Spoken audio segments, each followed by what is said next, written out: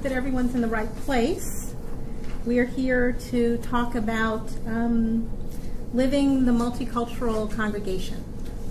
I'm the Reverend Natalie Fenimore. I'm the parish minister at Davies Memorial Unitarian Universalist Church in Camp Springs, Maryland, which I often describe to people as near Andrews Air Force Base, if that helps you a little bit, across the Potomac from Mount Vernon and around the Beltway from a lot of other Unitarian Universalist churches. We're in Prince George's County, Maryland, as opposed to most of the Maryland congregations, which are in Montgomery County, closer to the district in that direction.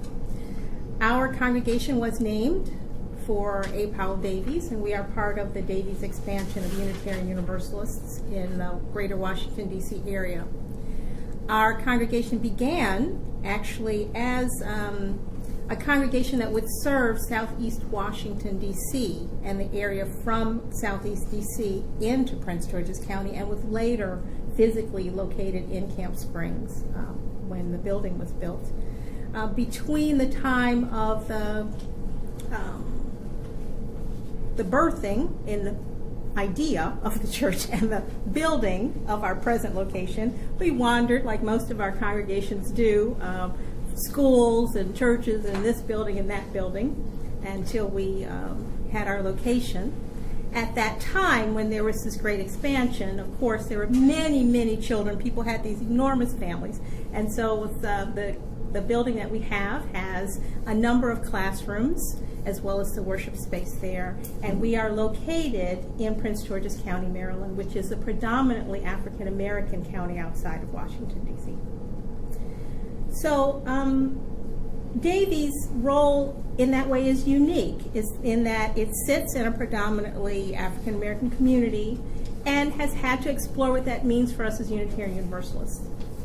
Many of you, I'm sure, are familiar with All Souls in D.C., our mother congregation, and its reputation as a multi-ethnic, multiracial, multicultural congregation. I think that for a lot of people, that is what they think Unitarian Universalism has to be multicultural. You have to be in the middle of a city. You have to be a big congregation. You need to have a lot of bodies in order to get some diversity around race and culture within your congregation. And I think the Davies history shows that that is not necessarily the case, that we can expand our ideas about how we are to engage in multiculturalism and multiracial identity, that we can do that as a small church in a suburban location, which is more the norm for our Unitarian Universalist congregations than the large urban center congregation. So we'd like to talk to you a little bit about our experience and then open it up for questions and have us sort of interact with each other about how we see a path toward a more multicultural environment in which Unitarian Universalism can prosper, and how our experience at Davies might be something that is helpful to you, or at least a starting point for your conversations in your own congregations about how to use our model. So, as I said, I'm the Reverend Natalie Fenimore, and this is Joyce Dowling. And I've been a member of Davies Memorial for 31 years. I was also on the search committee to call Natalie on May of 2012, just last year. And I serve as the co-chair for the outreach committee currently. And all the other things you do. And all the other things I do. Well, it's a small congregation, so we do many things. And I'm on the Green Sanctuary Committee and the Social Action Committee, and I'm the webmaster, and et cetera, et cetera. I sing. So it's pretty much a typical small congregation model in that a number of people do a lot of things to keep the congregation going. as Joyce said, Davies is a small congregation. We have right now 102 members, and we have been larger, but I don't think we've been, I think this is small, a little smaller, but maybe this is about, I think, average, yeah. Our average number. We just did the usual clearing out of the books, and so people who have come and gone, we are no longer listed as members. We have, because we are near Andrews Air Force Base, we have a number of military families who come and go. Because we're near Washington, D.C., we have a number of diplomatic families and political families who come and go. And as a small congregation, I think we've absorbed pretty well that coming and going of people. We have a very strong core membership of people who live in the area on a permanent basis, who are willing to open up their hearts to people who are transitional and to make a place for them. We try to incorporate people into membership pretty quickly to take advantage of their time here at the church. And we also have a strong emphasis on fellowship because of that, because we do need to incorporate people who may not be here for long, but who are searching for community and really want to have community. As a congregation, we have a number of reasons why people across cultures and races want to come to Davies. And I think this is a general conversation that your congregations need to have about what it is that you offer. What do you represent to people? What is it that you want to put forward when talking to people about why they should be with you? And I think that what Davies does a really good job at, which I find is very interesting, most people don't think about this, is you have a Unitarian Universalist theological message that I think our congregations need to lead with. That we have a theology that is inclusive. We have a theology that is affirming. And many people in communities of color have not felt affirmed in many ways. And we can do that very clearly with our theological stance. We also provide a place for people from communities of color who have themselves felt marginalized within their communities of color. For instance, we have a pretty good African American humanist population. People who are not affirmed in their theology in most African American Christian settings. And they come looking for a place to be humanists, which is often not the way that our congregations will respond to people of color when they come in. They think, here are people who are coming in and we need to sing spirituals and we need to talk more about Jesus. And there are people who left their churches because they wanted a humanist theology. They wanted Unitarian Universalist theology. And we could lead with those things. At the same time, Davies is Christian friendly.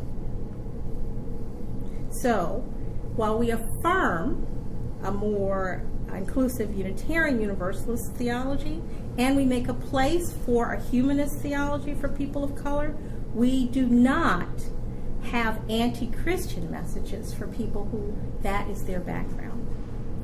We have a number of people who have joined our congregation as people of color whose extended families have not joined our congregation.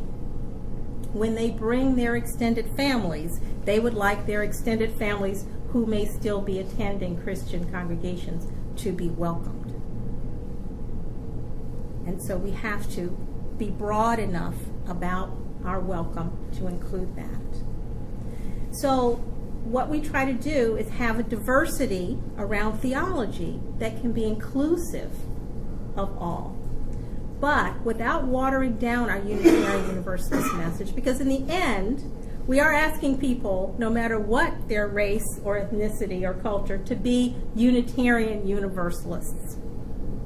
So we have to be able to speak clearly about Unitarian Universalism and how that fits into the life of people in other cultures who have different backgrounds. So telling the stories of our Unitarian Universalist faith that include the stories of people of color, of people of different cultural backgrounds, is important in helping people to embrace a Unitarian Universalist identity and know that there's a place for them. They're not giving up one thing or another to be Unitarian Universalist theologically. In our congregation then, we have gone from somewhere between 20 and 40% African Americans. It comes and goes, largely because, as I said, there's a transient population in our demographic. But it is not unusual for people when they come to Andrews Air Force Base and they're posted here for a while, for them as people of color to meet other people who have come to Davies who will bring them for the time in which they're going to be stationed in our area, to bring them and their families to us. I think we've also been very successful at keeping in our membership people whose extended families are not members. And I know that that is a hard place for many people. That's the situation in a lot of our congregations also, where people have historically had two different faith traditions in their congregation. Often one person will come and other people don't. For us, that is often something that's, you can see more clearly along racial lines, where one person will stop going to the African American Christian church in their family.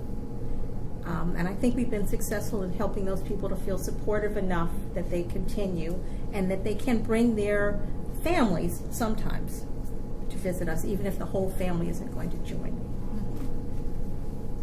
So Joyce is going to talk a little bit about the initial experience of Davies as it moved with very much with intention into being a place that was multiculturally welcoming. Okay, so I'm going to tell you the history as I see it. As you know, if you have two UUs in a room, you've got more than two opinions about things. So this is my own personal perspective of what happened. I joined Davies in 1982 when my daughter was 3 years old, and we had just moved into the Washington, D.C. area. We intentionally moved to Prince George's County because people were telling us the schools were bad and there was a lot of crime, and we knew the underlying message was there are too many black people that lived there.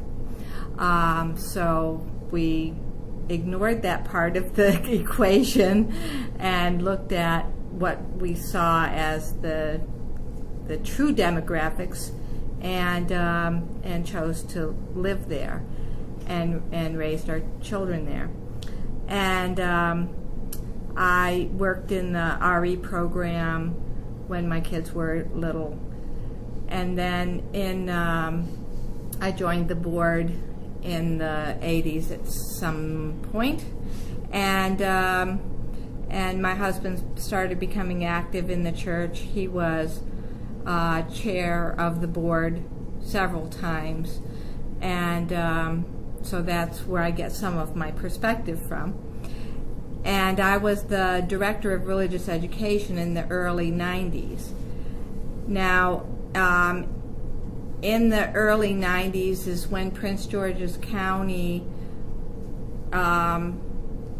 went over the 50% mark as far as African American versus white. Right now, where it's 15% white, 15% Hispanic, Latino, Latina, and mostly African American. But in the 1990s, and I think that our history kind of goes along with the history of those times. So I think that when people are in a different place, in a different time, that you can't duplicate exactly what we did, is what I'm saying, because your place and time make a big difference. So at one point we were in a program that the UUA was running to help to integrate our churches. They were doing a PR campaign. I can't remember the name of the program, but we were required to go to some trainings, and we each had to share in the budget of the program. And that program didn't work out primarily because we did not want to be told that we were racist. And that is what the program was telling us. That's the way it was being worded back in those days. We are racist, and we have to realize we're racist. And I think that we're talking more about white privilege, which is coming at it from a different, it's the same message, it's just coming at it in a different way. But we were in a search for a minister around that time, and there were no people of color in the ministerial search process at that time. We some of the members were looking for that, but we did call a minister who had background in African American studies, so at least we had that, and that did help because we had a discussion about our local demographics, because our members were coming from distances to our congregation, but our local demographics was a higher and higher percentage of African American, and we wanted to attract them somehow. When I was the director of religious education, I noticed that we'd get some families in, and then they would leave and not come back. So I called them up and asked them why weren't they coming. And I was told that they were going to All Souls because there were more people of color there. And I said, well, how are we going to get more people of color if people like you won't stay? And I said, that's your problem. So it's especially a sensitive issue with teenagers, with families with teenagers, because they want to be in their peer group, and race is part of that. So so we were in discussion. We were aware of the situation. We didn't know what to do about it. We felt like we were between a rock and a hard place. But we started, the minister and the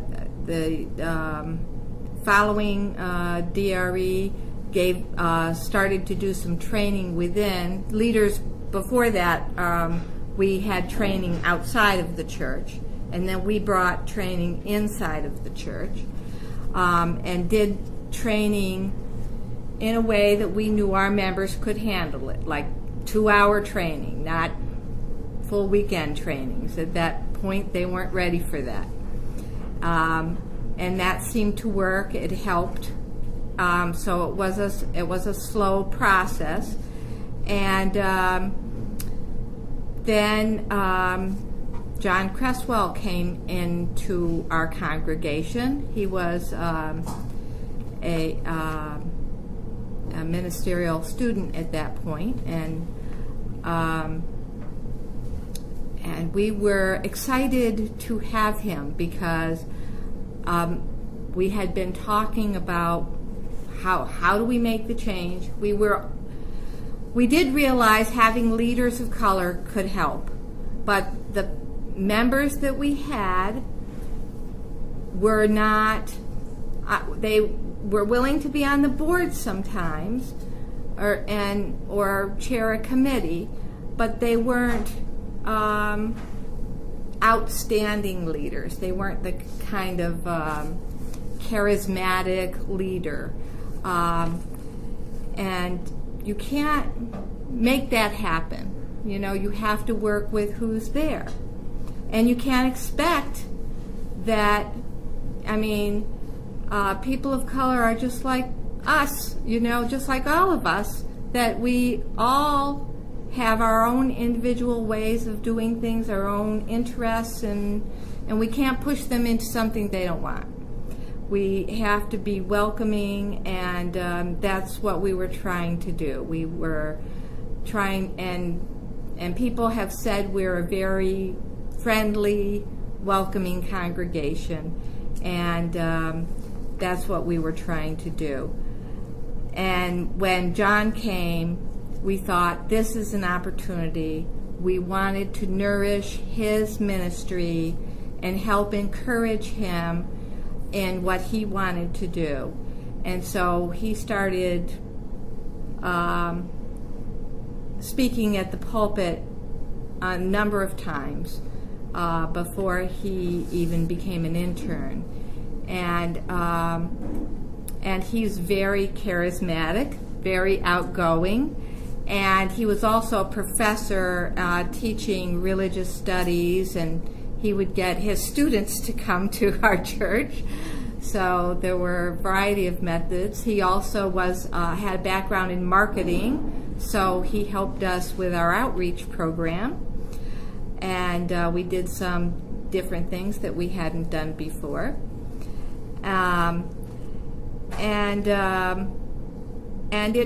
And that did work, and we started getting more people of color in our congregation, and we were recognized in 2007 as a breakthrough congregation because of our racial diversity.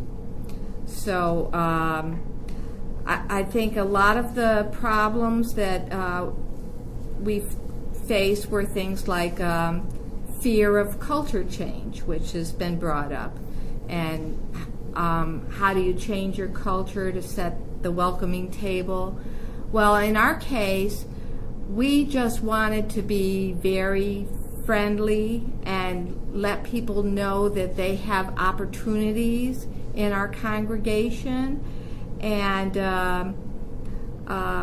we didn't make big changes. We made small changes as members wanted those changes, and we would go to our members who were people of color and ask them, what do you think we should do differently? Do you have any ideas, something that you'd like to do? So there were they had a few ideas, and we did a few different things, and but that fear of change, we didn't change any more than we do when we have new people of any type. We are diverse in many different ways, and when new people come in and get involved, things change because they will make changes when they join the committees, and they have suggestions, and so things change. And those kind of changes were not changes that anybody was afraid of once it happened. It was just they were kind of natural changes like we've always had. So it turned out not to be what they feared. We did have a Jubilee workshop, which it was customized to our congregation and what we had already had, since we had several different trainings, but we had a lot of people who didn't have any training, so they called it Jubilee 1, even though there were aspects of Jubilee 2 in it. And publicized it. We planned it way in advance. We publicized it to our membership very strongly, and we got 2/3 of our congregation to attend. And it was very, very powerful and a really moving experience. Also, Paula Cole-Jones came and started a door with us, and we still have, that's a dialogue in race and ethnicity, and we still have that program once a month. And when John was trying to become minister, and he wanted to stay in the area. He interned with us, and then we wanted to call him as our minister, which was not UUA policy. You don't do that. So we had to get an exception. We did get, before we asked for that exception, we were getting grants from them. We put in for various grants, the Chalice Lighters and UUA. They gave us a lot of support. We had a written document, diversity growth plan, which was very ambitious, and everybody knew it was very ambitious. John is an optimist, and we, we wanted to think big. We didn't get to our ultimate goal, and we had 2 ministers at the time. We had the minister that we had when John came in, and they worked together, and that was the original plan, that we would have a dual minister. But we just have our congregation is still small, even though we did grow during that time. So one of those 2 ministers had to leave, and it wasn't John. So that was a little difficult time, but we didn't lose anybody as a result of that. And then a couple of years later, John moved on to Annapolis, and a couple of people went to Annapolis because we had people traveling a long distance to come to our church. But we didn't lose our racial diversity as a result, because people weren't really there just for John. They were there because they liked who we are and what we stood for, and they wanted to continue what we were building there. So I think it was a big success in as far as that goes, and that's pretty much the history as I see it. So I think to talk a little bit about this timeline of Davies, I hope everybody is thinking about how long this period was. That we're talking about starting in the 90s with the realization that the area, the demographics immediately around the church changed. I think this is a question and I'm going to probably screw up the tape if I move. Is that okay if I move? Because I need to move. Can I have that? Yeah, I'm going to just use this tiny little bit of the whiteboard that's open here. Okay. I think. Yeah, this okay, is in the. All right. So the question then is, I think, what's local for you? They all have to think about what is local for you. Is local for you the area around your church or not? Davies actually pulls from a very wide demographic area. Think about where we are in Washington, D.C. area. People commute long distances. People are used to driving. If you're used to driving to work for an hour and a half during the week, coming for 20 or 30 minutes to come to church on Sunday because the traffic is less doesn't seem like such a bad thing. So we have people who are coming from a large geographic area. So what do we think of as local? What do you think of as local? You can find yourself, as many of our congregations are, with a population, a membership that does not reflect the community in which you're in. So what do you think about that? Do you think about that? Do you talk about that? Do you understand what is local for you, and what is your relationship and responsibility to the local neighborhood that you're in? Davies made the decision that it did matter that the congregation itself was located in a predominantly African American area, even though there are members who are not. And was responsible, Davies was responsible for being connected in the community in which it was located. You all have to decide that. I think that's a conversation you have to have. Then assess where you are around leadership. As Joyce said, who are your leaders? Did they reflect your local community or not? Do they have the skills to interact with your local community or not? How do you get them up to speed?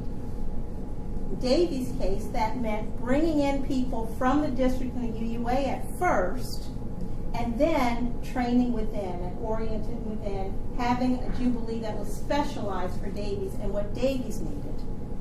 So assessing your leadership and then orienting, training your leadership. How is this going to move you?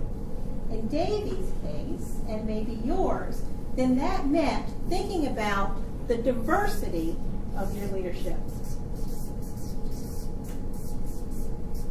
Davies chose to move toward having ministry of color as a way of having leaders that could interact, leaders in ministry who could interact with the now trained and oriented lay leadership that would be in relationship to the local community.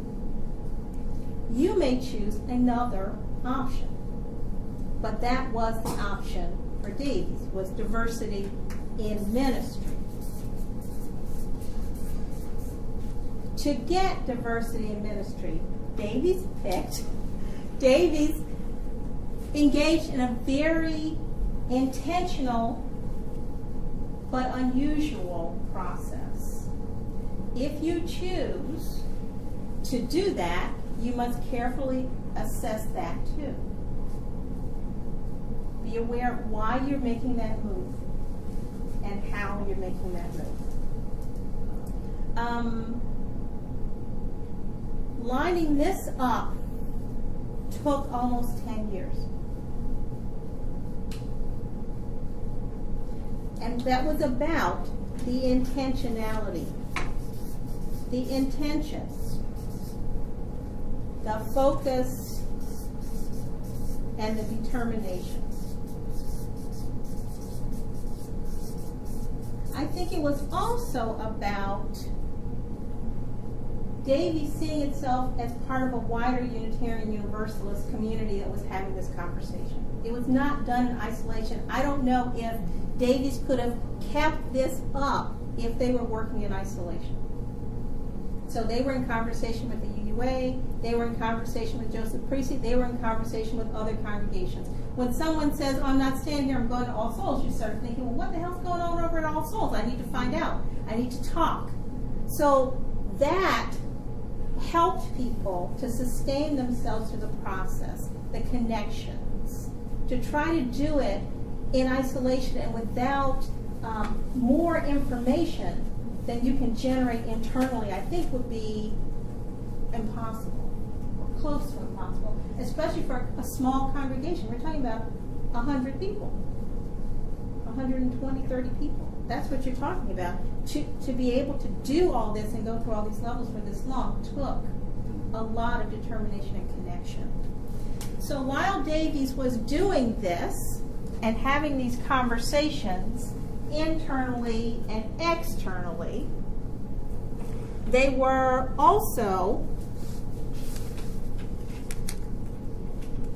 creating some structure that Joyce talked about. Actually, this one, trying to find where it works really well. So they were creating some structure that continues today, that I think everybody can create that would be helpful. So we talked about the orient and assess leaders and ministry. And I'm saying here ministry as opposed to minister. Okay? I think at Davies there's a very strong sense of ministry as being present all around the church. People notice when people are not there. People notice when groups of people are not there. I think Davies has developed a way, each of you have to develop a way to talk about race, class, culture, age, in ways in which you are comfortable. It's very hard for us as Unitarians, Universalists sometimes to say, oh, I noticed that all the black people left the room, when you haven't developed a way to talk about that. You know, oh, we don't have any young families here.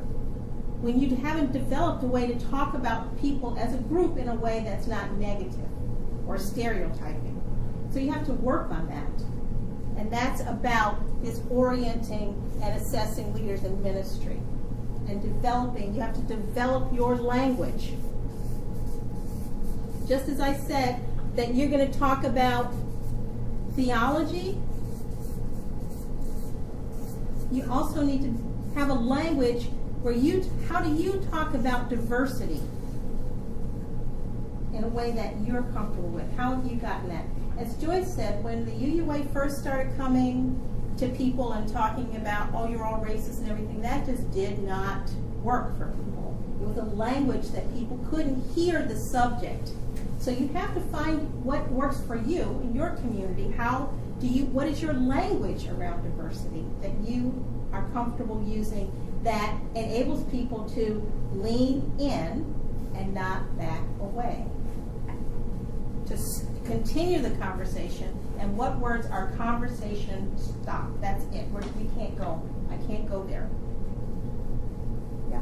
I'll say we had a workshop on theological diversity at the recent Worship Arts Festival. The minister of the Cherryville congregation, I thought he used a helpful metaphor of container, and he said that you're trying to make this container that can hold all this diversity. And when he invites his people to come and complain about something that didn't resonate with you, he says, well, how much of the service did resonate with you? You know, was it 60%? Was it 80%? Was it 20%? You know, are we only talking about 1 second when one word was said that didn't, of all the words that were said in 60 minutes? And he said, you know, if we're talking about as big a tent as UUism, if 60 to 80% is working for you, he's like, that's reason to celebrate, not to complain about the 10 or 20% that might be for somebody else, something really important for them. So that's one way he's found to try to invite. And he said, if only 20% of the service is resonating with you,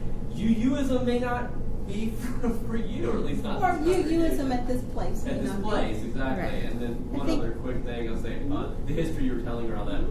I'm almost done wading my way through the book, The Arc of the Moral Universe is Long, or The Arc of the Universe is Long. That's, if you're interested in doing this work, it's a very thick book, but it is. I found it very helpful in sort of catching up on the history of this work in UU. It was like the journey from Calgary, right? That yes. General Assembly. Yes, Leslie Takahashi-Morris. Yes, exactly. Is the chief author on that. Which is interesting. I hope that people someday read that entire quote about the Arc of the Universe. Oh, absolutely. It is much more complex. It is, absolutely. It is much more complex. And I'll say my theology in this, which I will share with people. I do not believe that the arc of the universe bends towards justice. The arc of the universe bends. It's up to us to make the justice. It will go on no matter. It's up to us to make the justice. Another thing that Joyce talked about was ADORE, which is a dialogue on race and ethnicity, which is a small group ministry.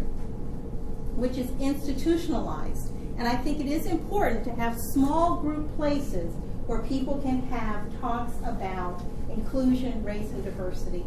You can start them up along a number of subjects. You could have one on abilities.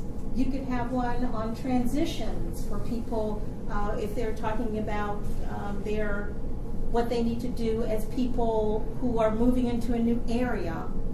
You know, you can talk about a lot of things in a small group setting that you cannot talk about in a larger congregation setting. You can start conversations here that may show up in worship later, but which cannot be started in worship. Cannot be. Do not go there without having some grounding, because worship is a big space. It's open. It's not, in our tradition, particularly interactive. And so you throw a bomb in the room without even meaning to, by saying the wrong word, and people have nowhere to go with that except to retreat.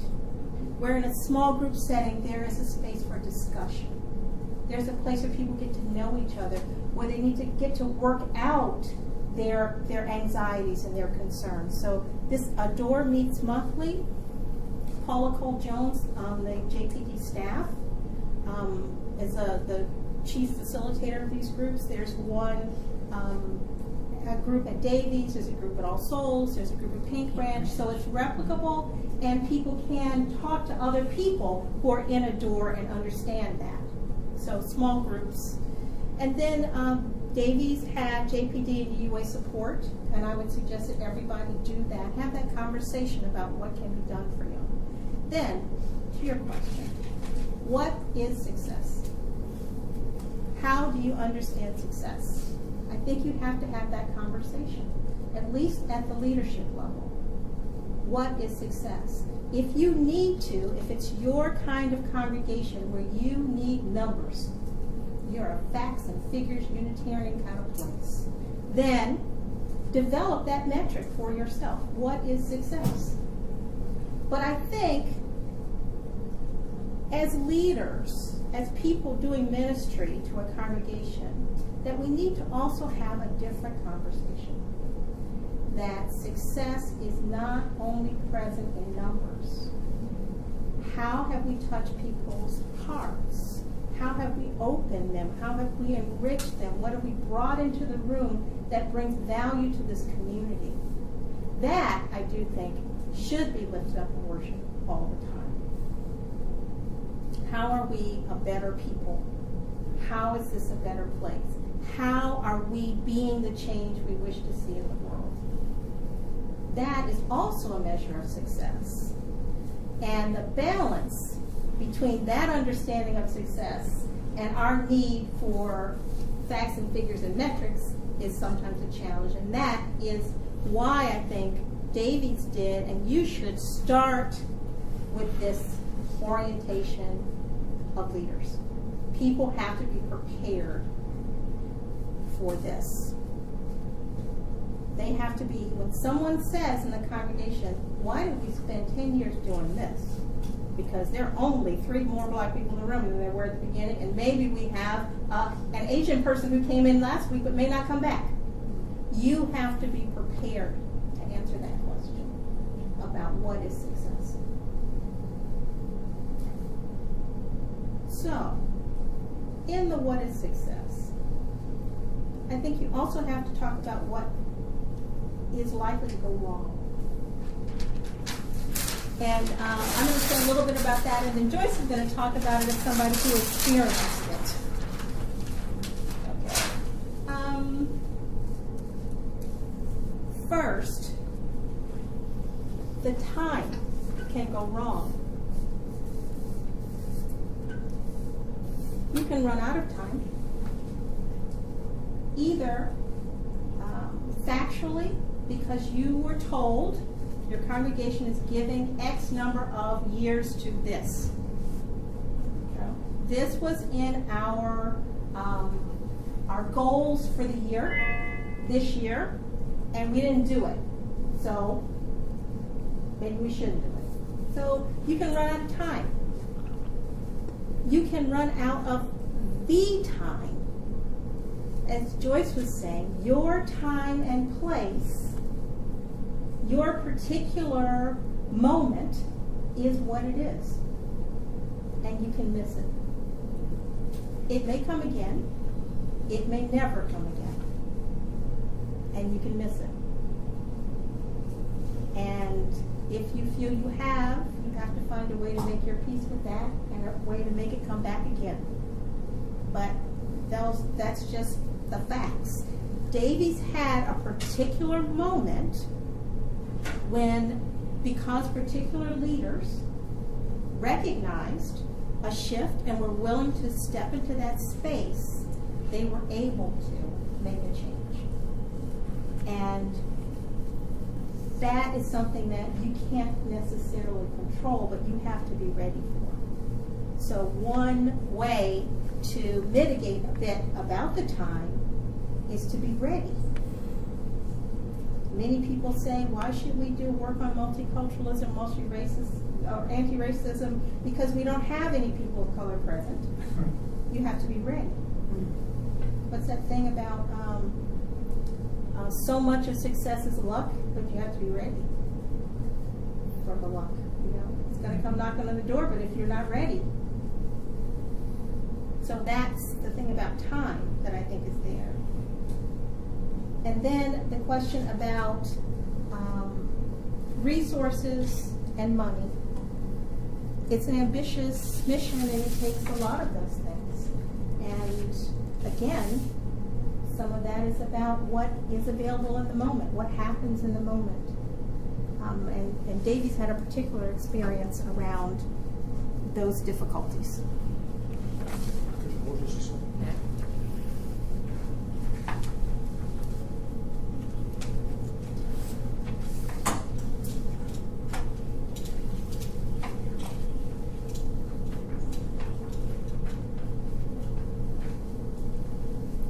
In getting our grants from the UUA and JPD, we had to come up with a proposal. We had a deadline.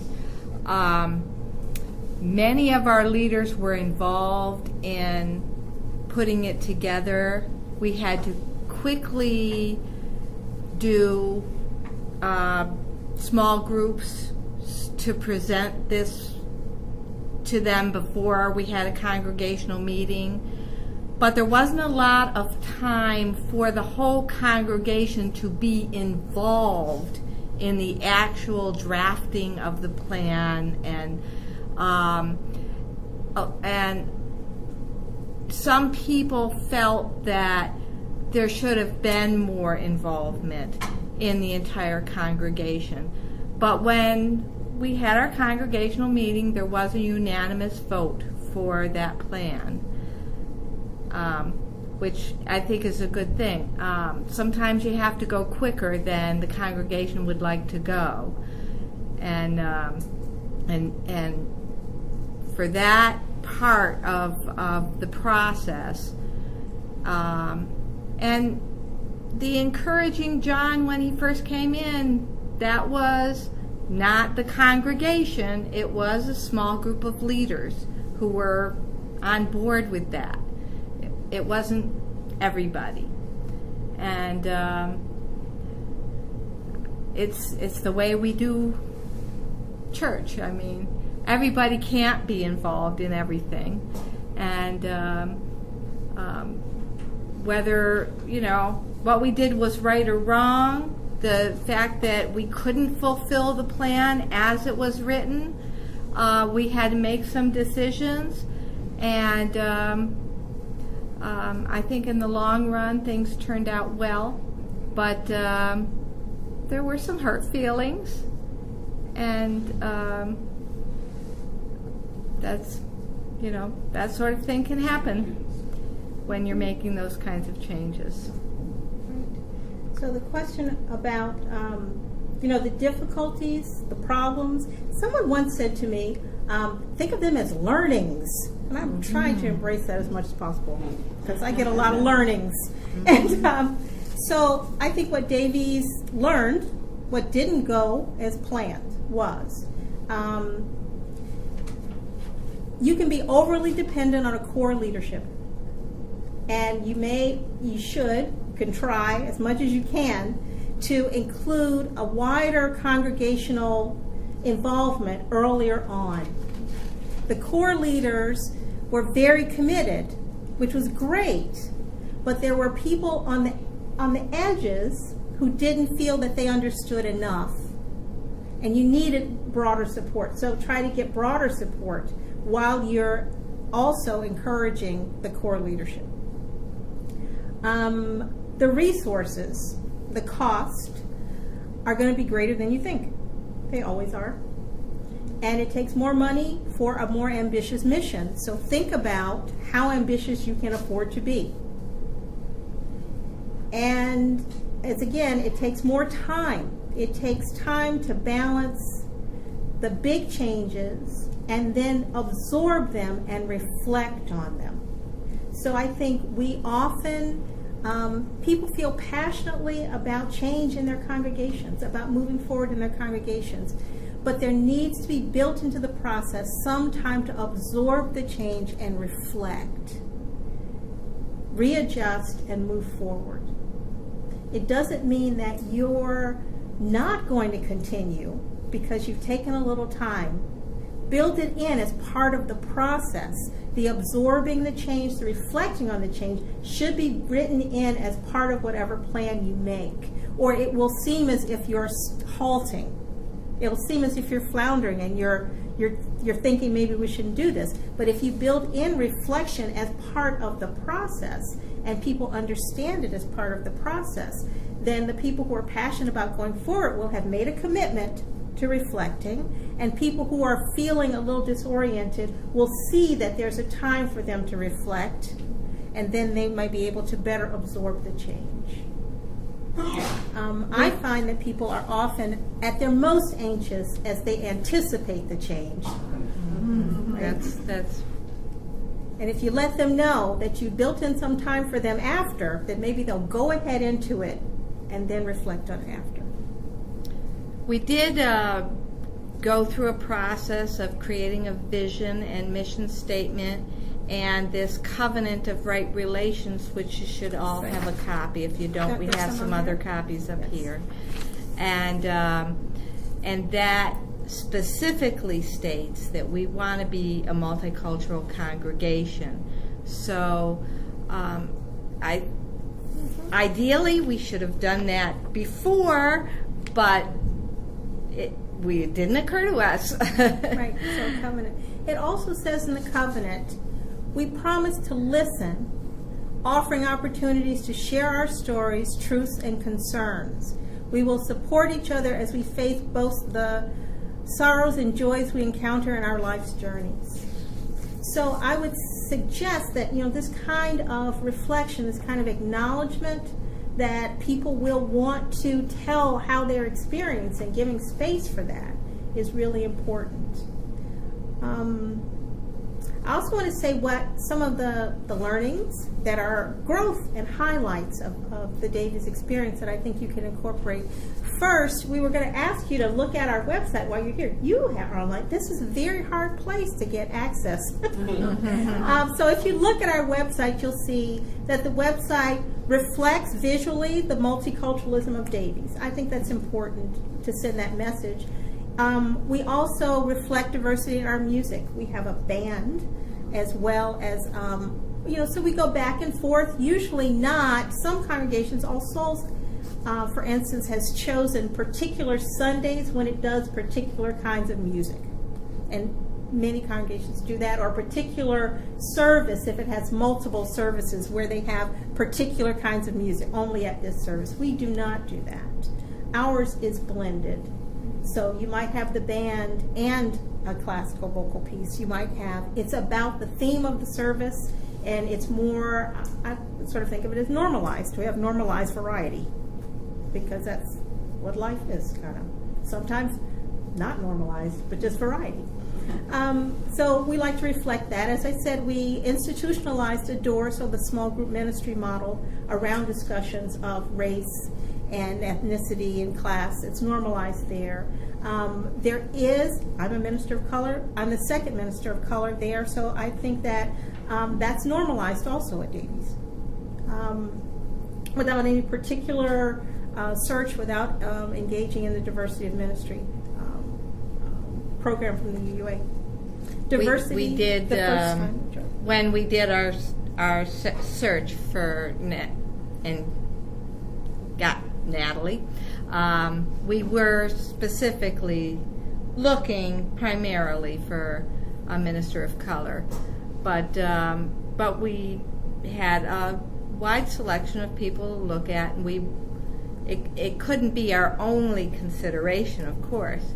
We had a number of things that we were looking at when we did our search, and it ended up being 2 years because we couldn't find that perfect minister that met what our criteria the first year. So we searched for a second year and found Very Natalie.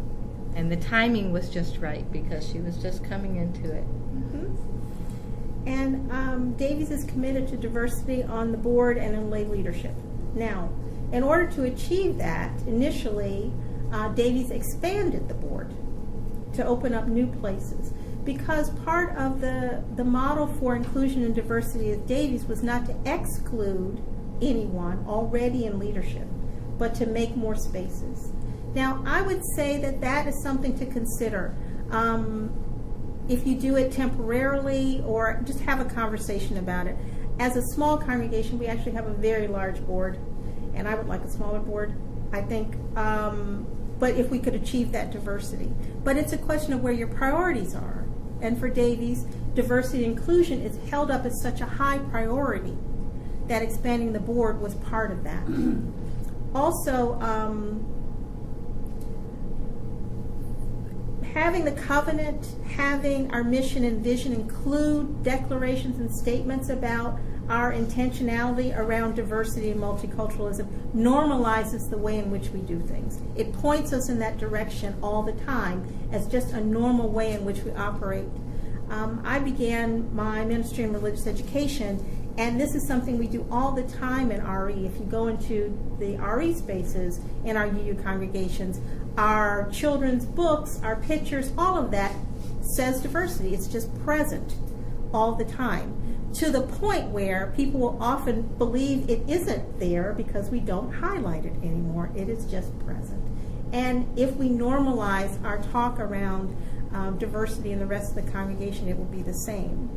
So I talk with the worship committee, and how are we doing around the themes of worship, around the stories in worship, around how we talk about the congregation. Are we including conversations about all of the population of the congregation? Do we understand what the theological background, what the historic experiences are of people in the congregation? Are we bringing them in to the worship service, bringing them in when we start committees? Do we know that these are needed? Just to have that kind of conversation present as just one more thing that we think about when we're doing our jobs is where we are.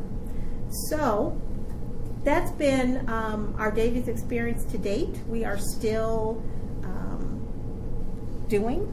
We're still growing and learning, but we're a small congregation, and we have made this commitment, and we're sort of carrying it out and seeing how we grow into it.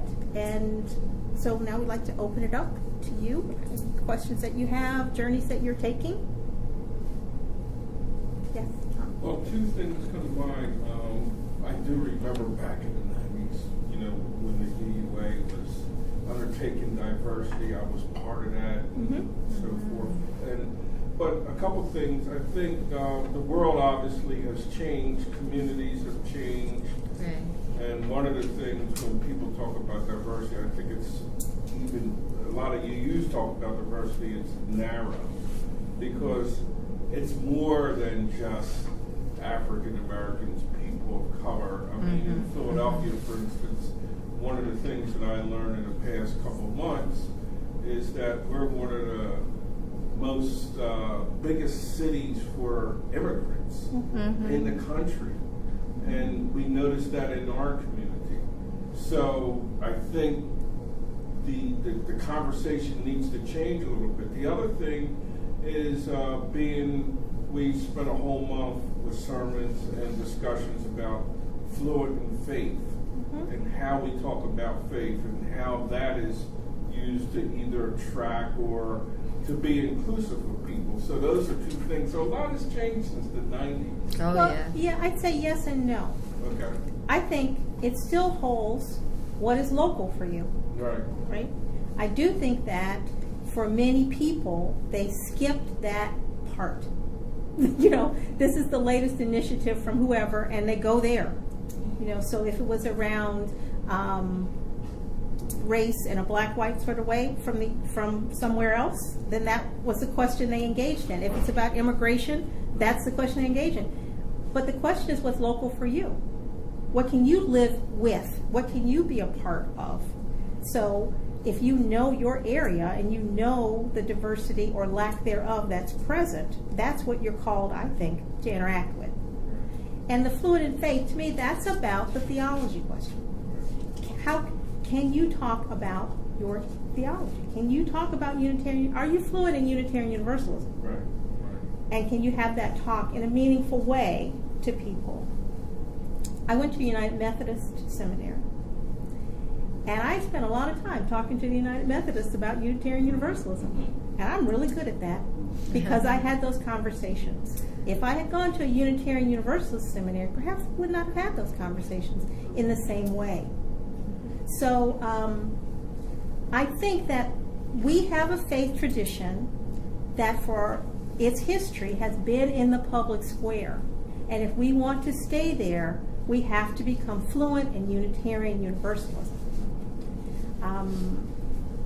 When people ask me, am I a Buddhist or am I a Christian UU or am I a humanist, I'm a Unitarian Universalism. Why do I need a qualifier for that? I'm a Unitarian Universalist. I understand a lot about a lot of things, but I think we are called to know Unitarian Universalism and be able to speak it in a way that's inviting, in a way that's welcoming, in a way that shows its love for other people and its place in a loving world. And so I think that if we can talk about our theology, our community, if we can be local and engage locally, and perhaps from that move out nationally, that we are having the conversation about what we're fluent in and what kind of world and community we want to make. We are going to be multicultural and diverse if we can engage in that way. But I do think we're a congregational polity kind of people. We are local people.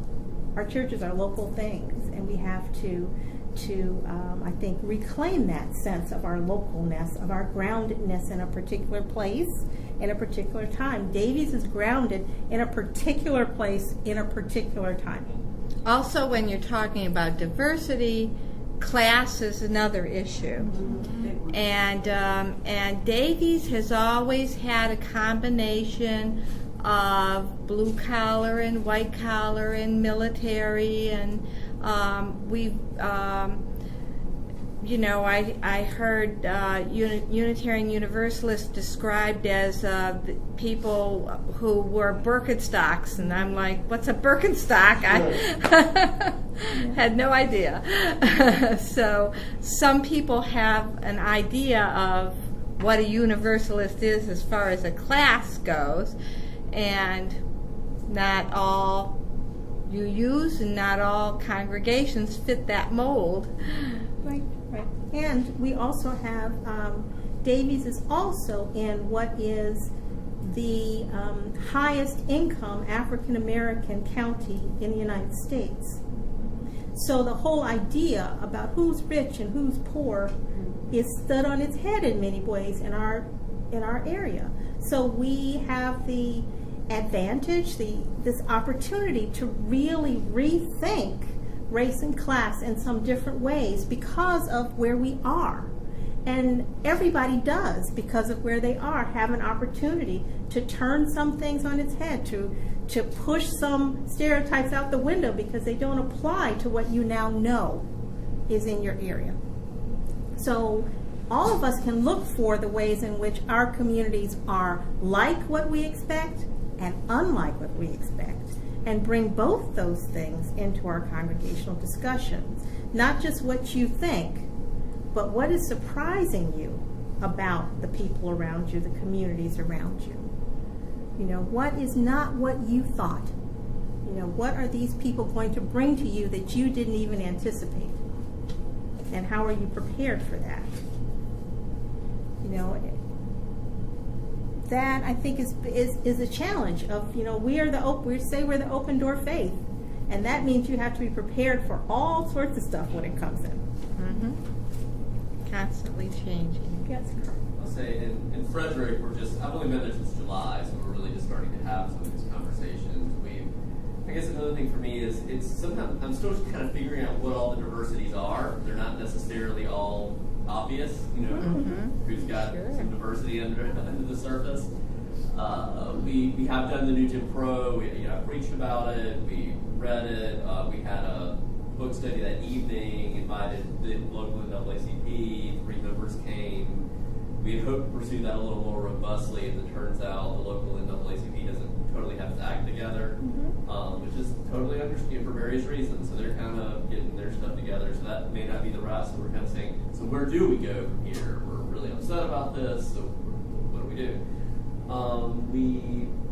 And I guess a local thing for us that we're just starting to look into is there's a really large deaf population in Frederick because of the Maryland School for the Deaf. So we're looking into, do we need to be offering interpretation or, you know, that kind of, so that's something that might be more realistic for us than, like, you know, we had done a lot of talk about, should we be reaching out to the Latino community? Well, sure, but maybe the deaf community will make, you know, so we're still sorting through it. Yeah, I think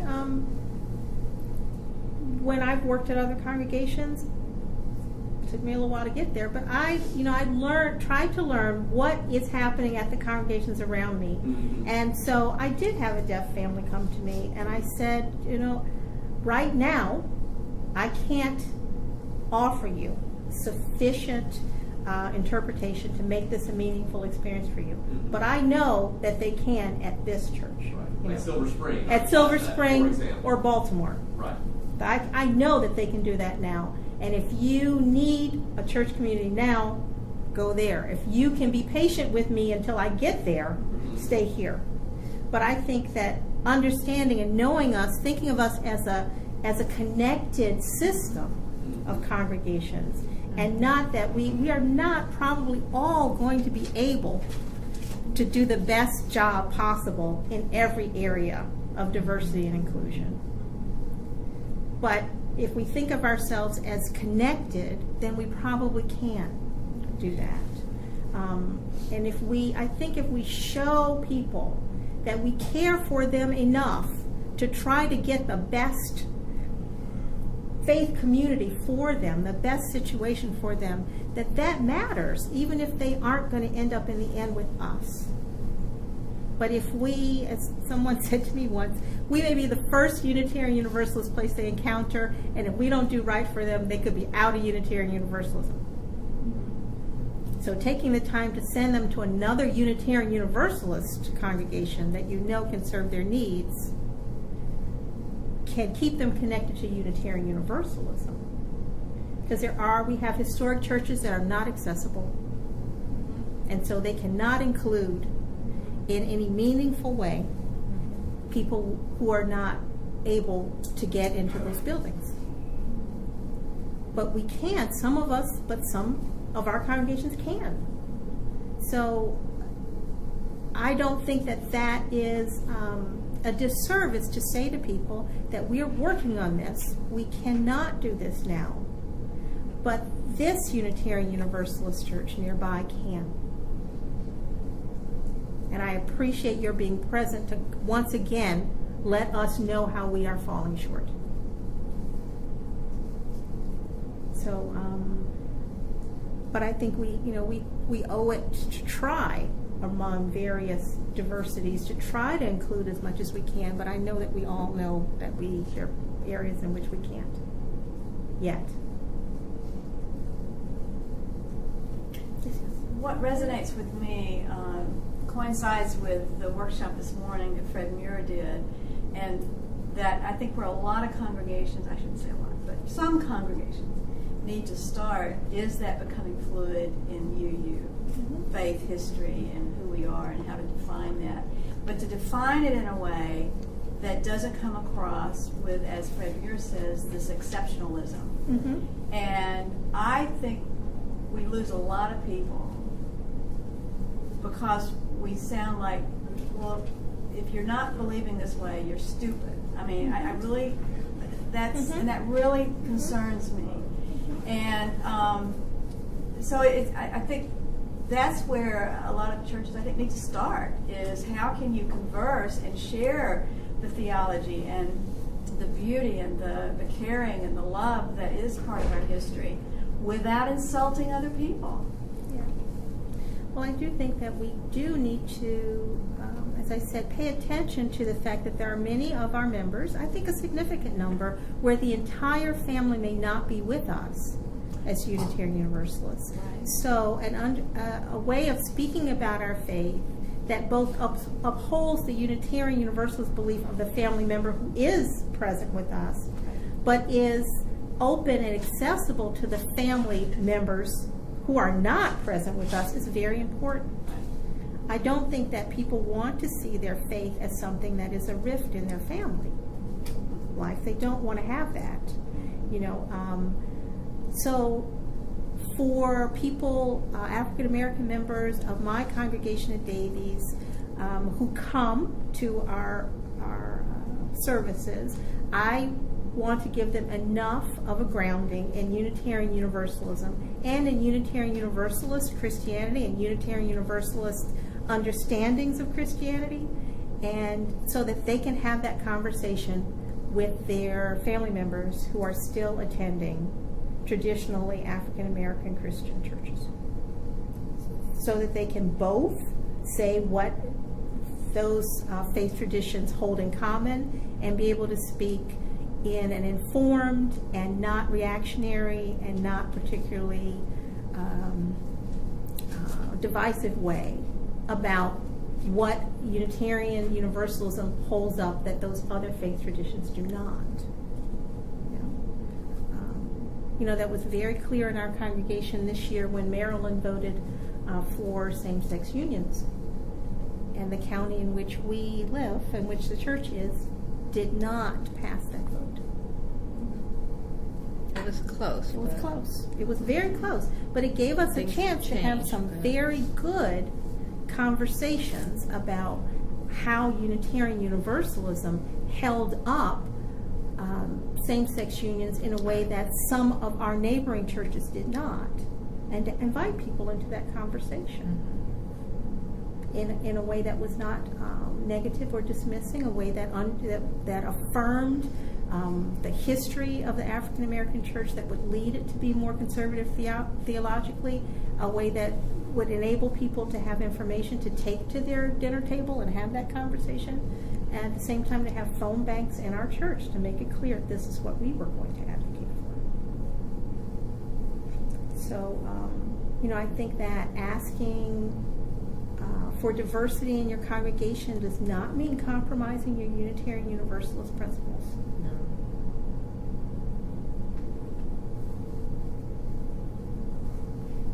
We became a welcoming congregation right after we had the Jubilee, because when we had the Jubilee, then they wanted more diversity. They said, well, we now have to go through welcoming congregation. Just has been very exciting, when you have a program that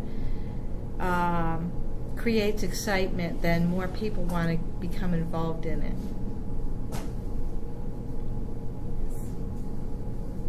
Any other questions? Anyone want to share anything about experiences at your own congregations? Yes. I think our congregation's restoration in Philadelphia is a pretty unique story. We went from being one of the most noted diverse congregations in the JPD, and this was, it really started back in the 60s and 70s. Mm-hmm. But the attraction then was the church's, involvement in civil rights and also in the neighborhood.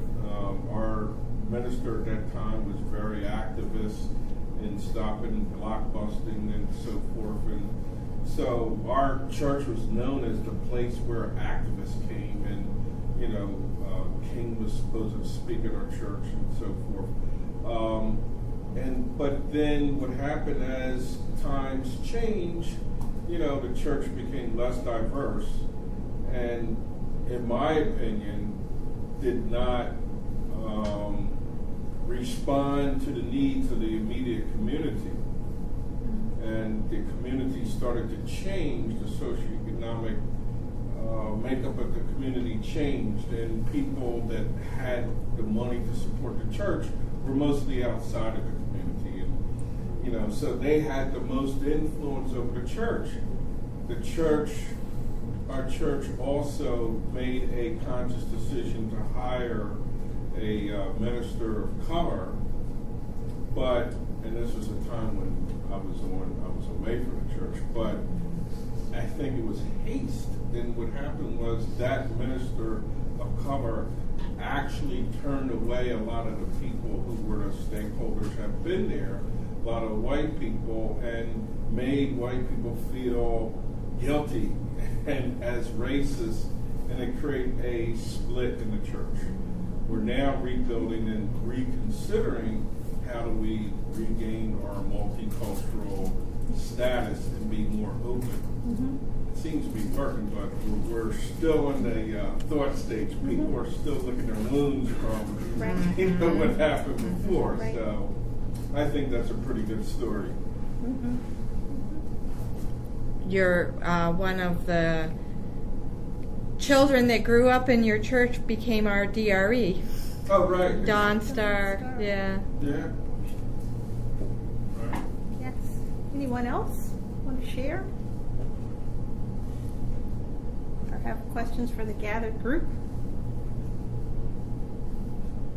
Well, the only thing I've noticed, Pete can correct me on this, he's our corporate memory at Acatink.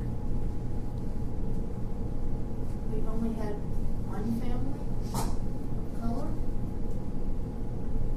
and once their kid decided to stop coming to RE, we haven't seen them since.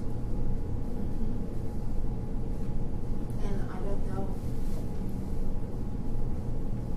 I've been out of leadership for a good 2 years now, so I'm not involved in any discussions on what's going on in Riverdale. I'm sure there are.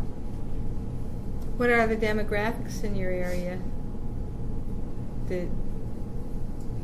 Of the area of the congregation. I mean, I said that to a group that came to learn about diversity, and I asked them about the demographics, and they were thinking the demographics of their congregation, Okay, but of the neighborhood? but of the neighborhood around the congregation, right? We're as multicultural as we come. It's Fairfax County. Oh, okay, Fairfax County. So, yeah, we're kind of in a affluent section of it, the church building is, but it's racially and economically diverse. Well, I think we've long had this conversation about the two ways to diversify. There is actually a very easy way that we tend not to do because it's easy, except that it takes a big change in the way we have been trained to think. And that is just go to where you work or where you go to the gym or someplace and find the very well-educated, very affluent person of color and ask them to your church. The people who are not going to in general, ask for any kind of change in the way you do anything, because they are you, they're just a different color. We managed to do that with gays, lesbians, transgenders, and bisexuals, but we have not managed to do that around color. We have not. So that's sort of the low-hanging fruit. That's- Is that what you're saying? Like, Well, I'm start saying you there. could, if that's what you want. And the problem is, there is some sort of barrier to that way of thinking, because we have done it around gender identity, around sexual identity. When we decided we would be welcoming congregation, who did we get? We got, for the most part, white, upper middle class people.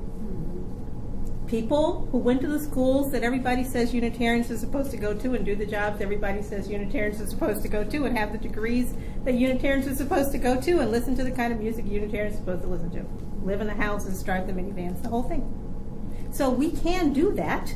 We just don't think that way about people of color. Another thing is a lot of people are coming to our churches now because of our websites. And if you don't have people of color in your congregation, you can't have a photograph of this wonderful congregation that's diverse. And then when people come to your website, they think, well, we're not welcome there. So if you can't show it in photographs, or you can't show it in a photograph of your congregation, then you need to be a little creative.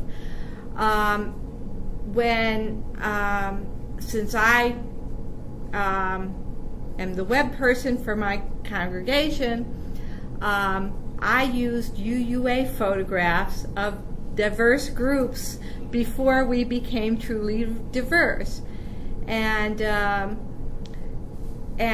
I made sure that sermons that were preached about racial diversity got put on the website, and that there was the fact that our minister had this background in African American studies was on there. Whatever, because this was our focus, and so how could we show that on our website?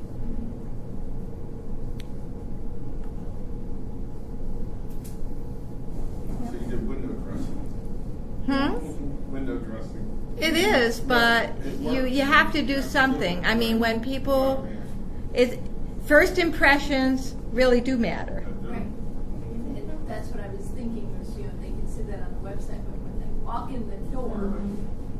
Yeah. Well, I know there's a controversy about, is that lying to them? But most of the UUA photographs don't show a whole lot of racial diversity in them. So I didn't feel uncomfortable about doing that. I mean, we didn't have no people of color in our church. We always, from the founding of our church, had at least a couple of families in our church. So we weren't I didn't think we were misrepresenting. Yep. Well, this is funny, not a funny story, but it's a true story. So, some people that I know in my community, which is mixed, but it's turning more African American, asked me, says, this was in a barbershop, says, you go to that church over there on Staten Avenue? And I says, yeah. There's a lot more black people in that church. And I says, yeah, kind of. I've been thinking about going there. I says, yeah, so what makes you think that? Says Sundays when we ride by, there's a black person outside saying, come on in. Oh, there you And go. so the greeters, That might be the only black person in the congregation. Start. At Easter, we had That's more black families. We had at least 3 black families come in because they said the lady outside was a black lady outside saying, come on into the church. And they says, hey, that's a nice place to go. And they came on in. It's a Then great once you get them, now idea. you got to keep them. Yeah. Gotta be ready. Yeah, you gotta be ready at the table. Because that's the thing, I think you do have to make a decision on some level about what diversity and inclusion means for you. If it does mean some sort of transformation of who everybody in the room is, no matter their race or culture, or whether it just means increasing the variety of people who are alike. So, I think that is a question that we often stumble on, because we're not really sure often which of those things we are doing or which of those things we want to do. That's why I do believe that it's important for the conversation about diversity and inclusion and value to be present in congregations even when the membership is not diverse, because it's engaging in the issues, in the questions, which will transform everyone, no matter what the color of those people are. So you should decide if you want your Unitarian Universalism to be transformational of everyone or not. Yeah, we've been using this welcoming table metaphor, and I think Susan Newman spoke well about hosting and being intentional and all that, but it also gets into these people that you're hosting, and are you eventually going to be comfortable letting them host? Right. And then you become the guest and give up some of that power and control and setting the agenda and what food gets served. Right. I think that's always a difficult moment. Yeah. When are you willing to be transformed? Are you willing to understand that it is not you transforming others, it is your being transformed in the presence of others, with others alongside? That's what Peter Morales says. He wants the t-shirt that says, you, it's not about you. Only you can cure narcissism. Well, maybe we'll get there. But I do think they know that is, as I said, there's the shortcut approach, which is to find people who are like you, but different from you in one superficial way. And color is a superficial way. But they can be like you in that way. Mm-hmm. But partly our own, I hate to use this word, racist concept of people prevents us from seeing people who are just like us, right, but a different color. Right? So our congregations often want to say that what they need to do is reach out to the poor, whoever. Right. Part of that, I think people have to understand, is the fact that it is hard for us to think about people of color as other than something different than us. Mm-hmm. So you can reach out to people who are poor, who need a lot. But you can do that without thinking that they are always going to be people of color, because there are white people who need some help too. Mm-hmm. And you can relate to people of color as people who have your same experiences, who are like you. They probably live down your block now, mm-hmm, but you're not asking them to church because you think, well, they won't like that music at my church. They don't really like to have those kinds of sermons. They don't do this. They don't do that. They dress up and we're just so casual. But when you bring those people in, if you do, be prepared to learn things that you never thought you would. That you never did.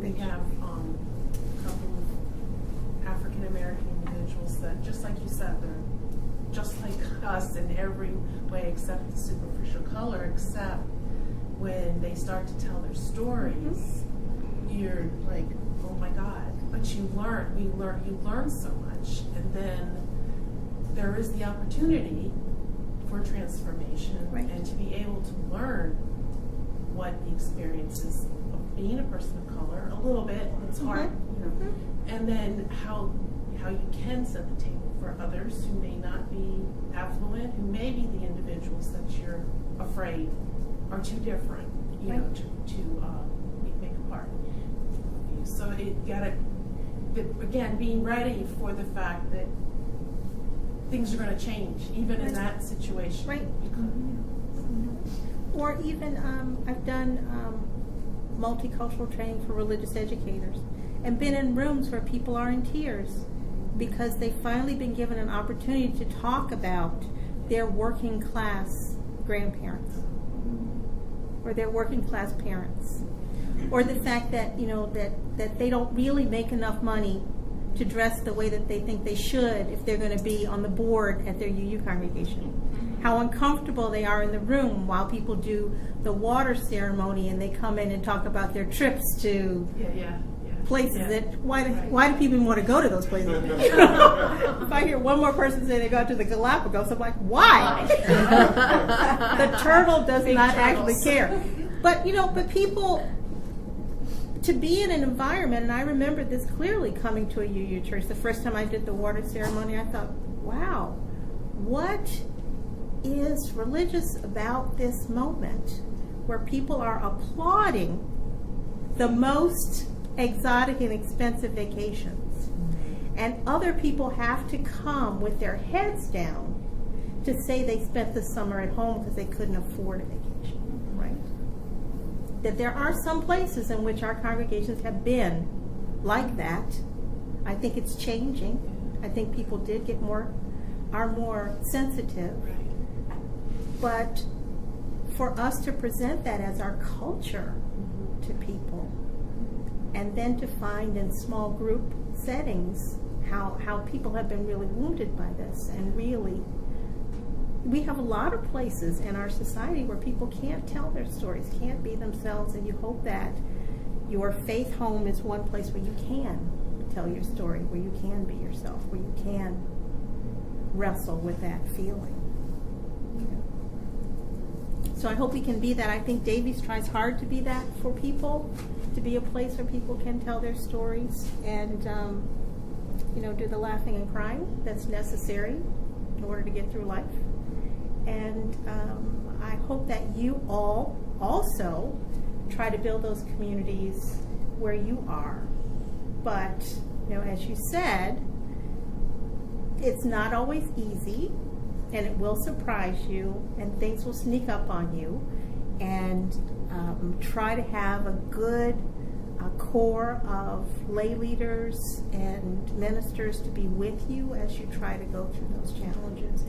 And people who are committed for the long haul, because it will take a long time. It is some of the countercultural work that we do as people of faith. Thank you. Thank you for coming.